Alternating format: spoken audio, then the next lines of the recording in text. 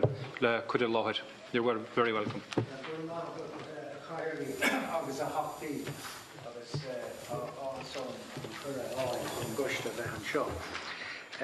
An na ceisní atá le plé againn inniu tá trí mór ceist I gceist.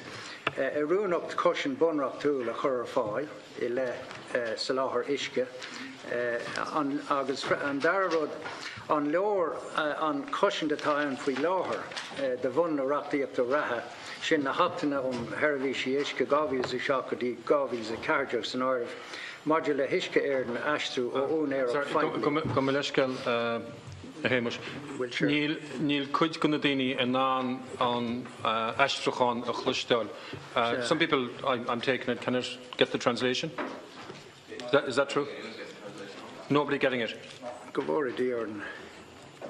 Cad is féidir dhéanamh faoi sin.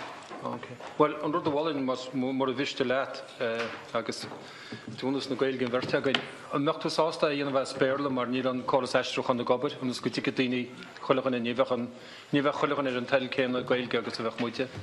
Well, is eisteach chahirirlí, dénig mé merle ach faoi agóid, mar hála sé seo hena féin I gá sela.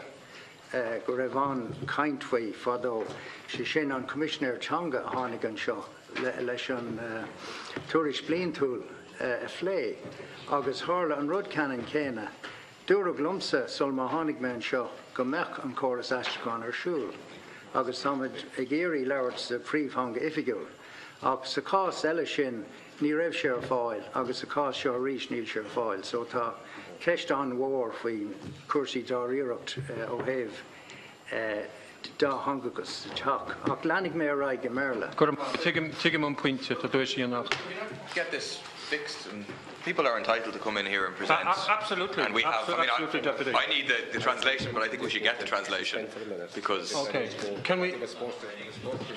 I know he did, but I think he should be able to present if he wants to. Thank you, Deputy, and quite frankly, accept what you're saying. I agree with what you're saying. Can we suspend the meeting for a couple of minutes and we'll try and resolve the issue? Okay. Good morning.